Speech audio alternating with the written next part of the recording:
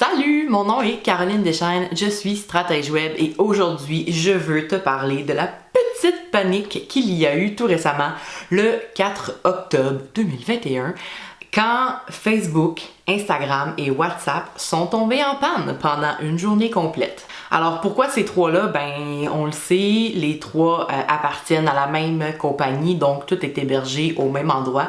Alors quand ça tombe en panne, ben tout tombe en panne. Et on sait que souvent les gens qui utilisent Facebook utilisent peut-être un peu Instagram et ceux qui utilisent Instagram utilisent peut-être un peu Facebook. Pourquoi? Ben comme elles sont partenaires, hein, elles sont ensemble, ben c'est facile de publier de l'un à l'autre. Donc des fois on utilise les deux, même si on en préfère un, disons. Puis des fois on aime les deux. Tu sais, à première vue, comme ça, je me dis, bon, ben un petit congé pour tout le monde, hein? Un petit congé de Facebook, un petit congé d'Instagram. On prend ça mollo, puis on se dit, ben coudonc, ça va nous faire du bien, hein? De pas utiliser nos réseaux sociaux pour une journée. Ben oui, ok, personnellement, c'est le fun de se dire, ah, ben tiens, voilà un congé obligé. Par contre, quand tu as une entreprise et que la promotion et la découverte de ton entreprise dépend de tes réseaux sociaux, là, c'est peut-être un petit peu plus la panique. Hein?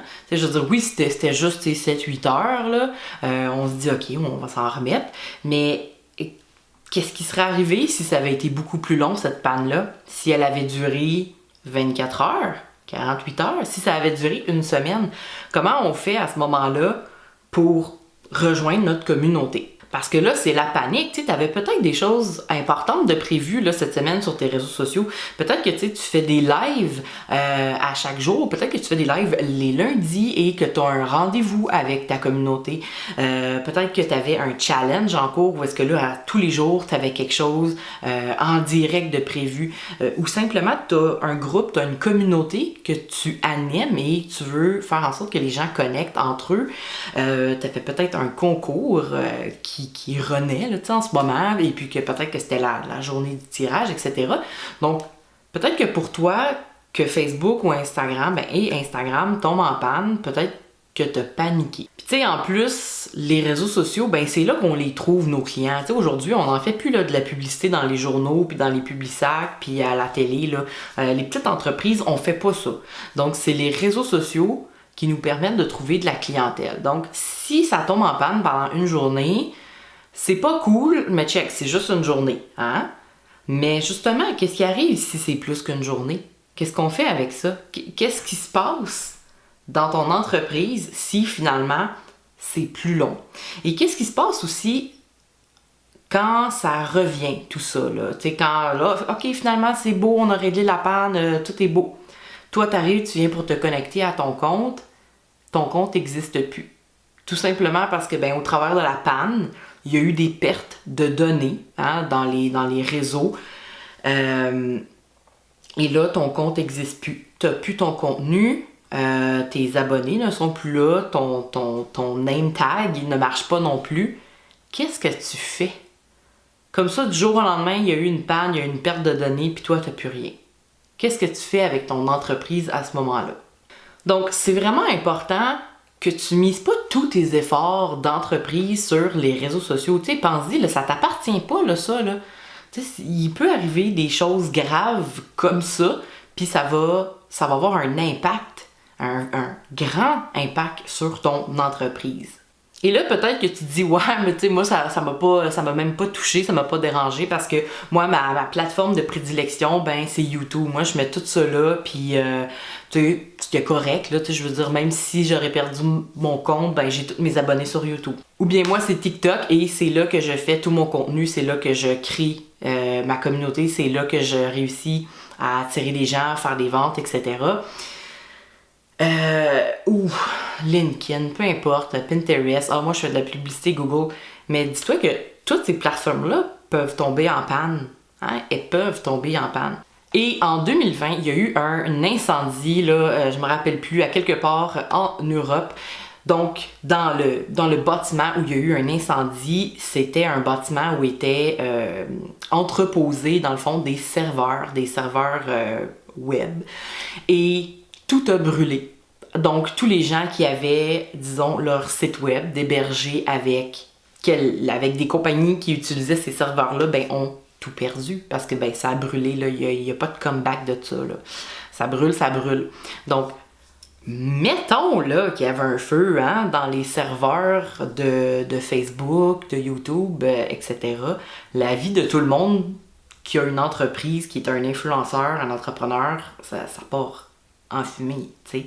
Donc, faut faire attention à ne pas mettre toute ton entreprise entre les mains de grandes multinationales qui ont comme le pouvoir sur toi. Tu sais, dans le fond, c'est eux qui ont ces données-là, c'est pas toi. Donc, c'est quoi la solution? Qu'est-ce qu'on peut faire pour s'assurer que les gens qui nous aiment et qui nous like, dans le fond, qui s'abonnent à nos comptes de réseaux sociaux, ben qu'on soit capable de les récupérer si jamais il arrive quoi que ce soit parce qu'on veut être propriétaire? Ben, c'est simple. La solution, c'est de capturer les courriels de tous les gens qui sont vraiment réellement intéressés par ton entreprise et évidemment, ça s'appelle l'infolettre, la newsletter. Donc, c'est ce que tu as besoin, c'est ça la solution à toute cette panique-là de se dire mais qu'est-ce qui arrive si c'était pire?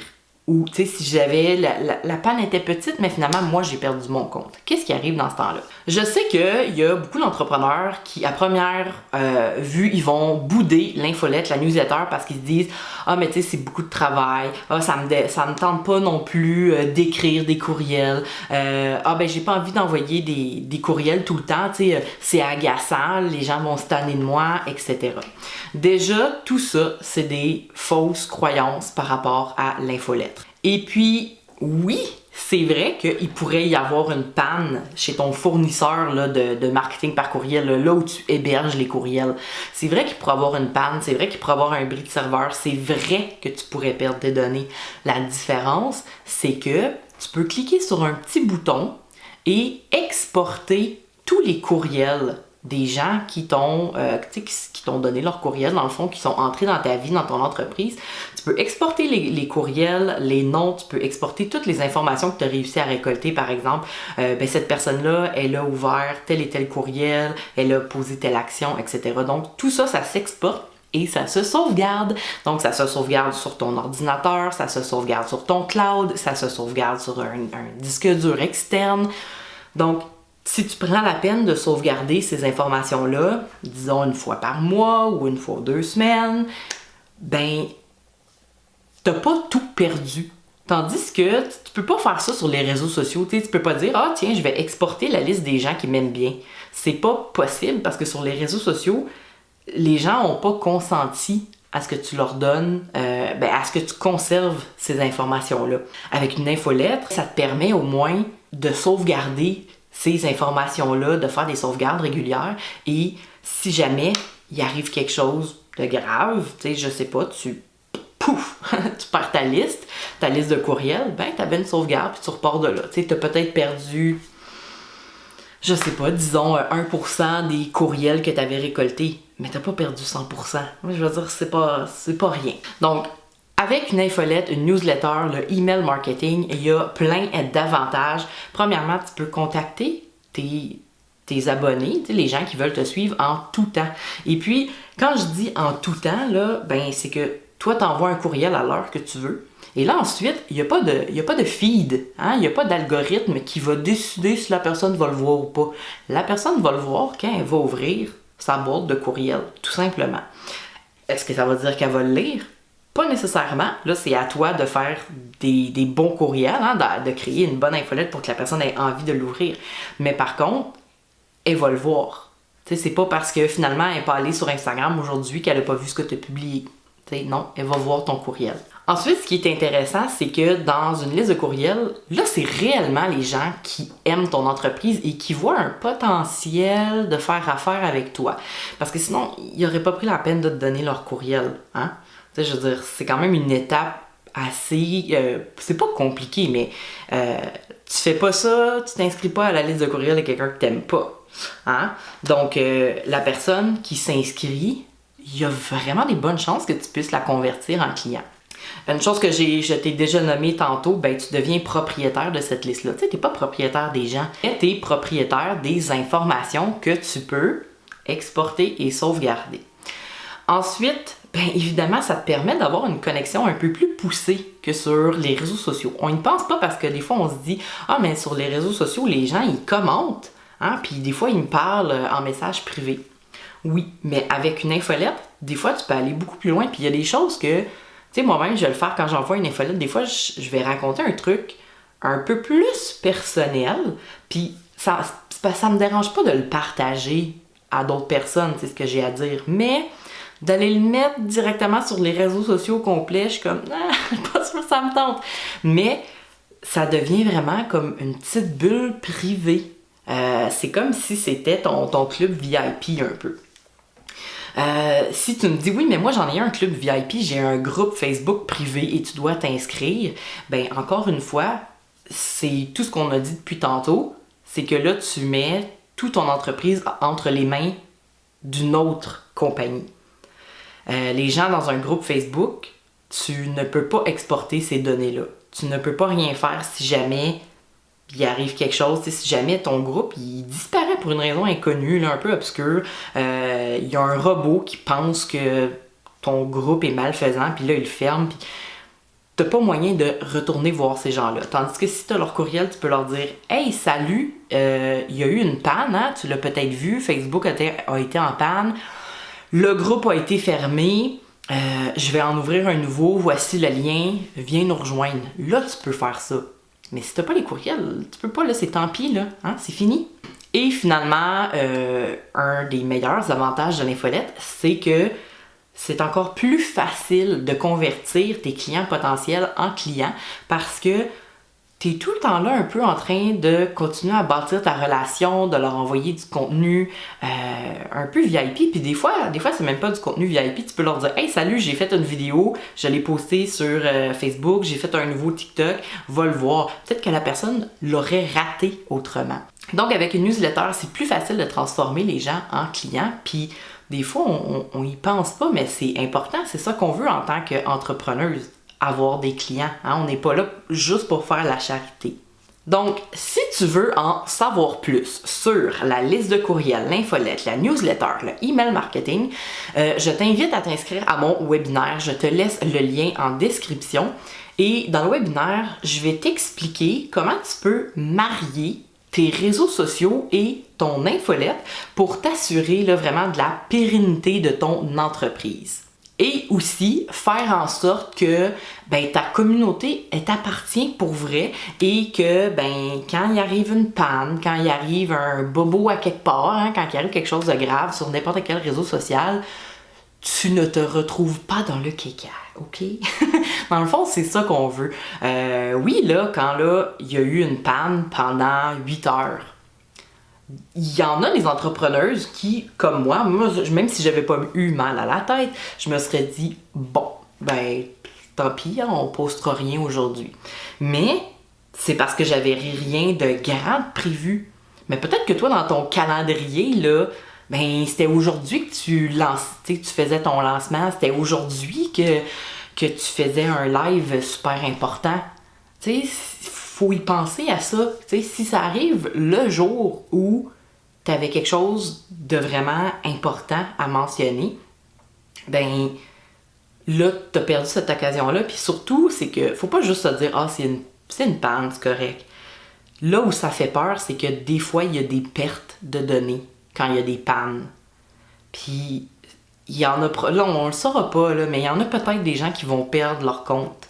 Puis, tu sais, si tu as juste 200 personnes d'abonnés à ta page, hein, à ton compte, tu te dis « Oh, c'est pas grave, j'avais juste 200 personnes. » Ouais, mais 200 personnes, tu sais, je sais que si tu te compares à quelqu'un qui en a 5000, tu te dis « Ah, 200, c'est pas beaucoup. » Mais 200, c'est beaucoup. Avec 200 personnes, là, tu peux aller loin avec ton entreprise, tu peux faire des ventes, tu peux transformer ces gens-là en clients.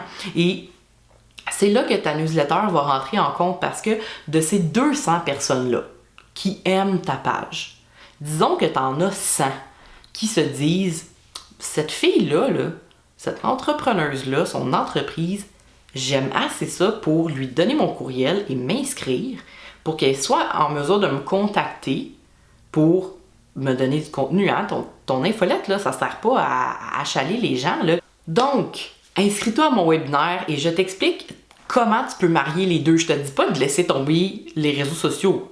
Parce que les réseaux sociaux, ils sont essentiels pour te faire découvrir, OK? Mais l'infolettre est aussi essentielle. À mon avis, les réseaux sociaux et la newsletter, c'est indissociable dans ta stratégie de communication. Tu peux pas choisir juste un des deux. Moi, je l'ai fait à mes débuts. Les réseaux sociaux, ça me tentait pas. J'essayais de faire juste l'infolettre. Ben, surprise, ça marche pas si bien que ça parce qu'il y a personne qui me découvre. Mais à l'inverse, quelqu'un qui travaille full fort là, sur ses réseaux sociaux, ben c'est cool, maintenant elle a une grosse communauté. Mais est-ce qu'elle vend? Ben, pas nécessairement. Tu sais, ça peut être vraiment difficile de réussir à vendre parce que dans les gens qui te suivent, tu sais pas exactement qui est là parce que, ben, elle voulait t'encourager. Tu sais pas qui est là parce que, ben, elle trouve que tes photos sont belles, mais dans le fond, elle a pas besoin de tes services, tu sais. Fait que, faut vraiment faire attention à ça, c'est indissociable, ça va ensemble. Et dans mon webinaire, je t'explique pourquoi c'est indissociable et comment faire pour les marier ensemble et t'assurer que ton entreprise va vraiment aller loin. Et si tu regardes des grandes entrepreneuses là, qui sont rendues loin, essaie d'en trouver une qui n'a pas d'infolettre et qui ne t'invite pas à s'inscrire. Je te mets au défi. OK, si tu trouves une personne qui n'a pas d'infolettre puis qu'elle a une grosse business, tu viendras me la présenter. Alors, si tu as des questions, écris-moi dans les commentaires. Tu peux m'écrire par courriel, en message privé, n'importe où, il n'y a pas de problème. Et aussi, ben évidemment, si tu as aimé cette vidéo-là, ben ça serait très intéressant si tu pouvais la partager. Parce que il y a encore beaucoup d'entrepreneurs, d'entrepreneuses qui n'y pensent pas à ça, que les réseaux sociaux, c'est mettre son entreprise dans les mains de quelqu'un d'autre. Donc, j'aimerais beaucoup si tu pouvais la partager, la vidéo, partage-la sur ton compte Facebook, sur LinkedIn, sur n'importe où. Et puis, ben, abonne-toi à ma chaîne, abonne-toi à mon compte. Du contenu comme ça, je t'en crée souvent. Et voilà, alors je te souhaite une belle journée. Et si tu n'as pas d'infolettre, ça commence maintenant. Inscris-toi tout de suite pour le webinaire et je te dis à bientôt. Salut!